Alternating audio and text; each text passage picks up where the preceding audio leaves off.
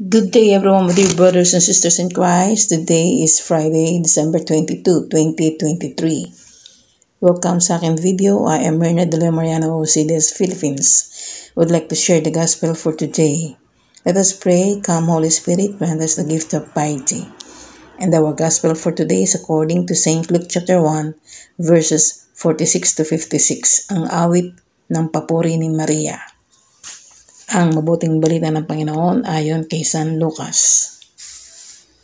At sinabi ni Maria, ang puso ko'y nagpupuri sa Panginoon, at ang aking espiritu ay nagagalak sa Diyos na aking tagapagligtas, sapagkat nilingap niya akong kanyang abang alipin.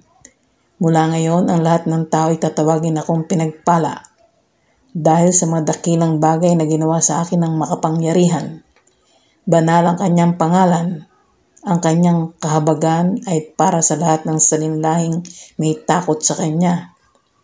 Ipinakita niya ang lakas ng kanyang mga bisig. Nilito niya ang mga may palalong isip. Tinanggal sa kanilang luklukan ang mga may kapangyarihan. At itinaas ang mga nasa abang kalagayan. Pinasagana niya sa mabubuting bagay ang mga kapuspalad. At pinaalis ng walang dalang anuman ang mga mayayaman.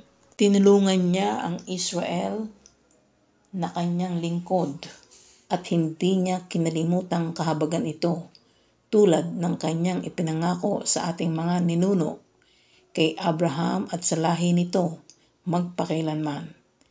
Nanatili si Maria kina Elizabeth ng may 3 buwan bago siya umuwi. Ang mabuting balita ng Panginoon, pinupuri ka namin Panginoon Jesucristo. Let us pause for a while and let us pray. God our Father, you sent your Son to free mankind from the power of death. May we who celebrate the coming of Christ as man share more fully in his divine life. For he lives and reigns with you in the Holy Spirit, one God forever and ever. Amen. God bless us all in the name of the Father, and of the Son, and of the Holy Spirit. Amen.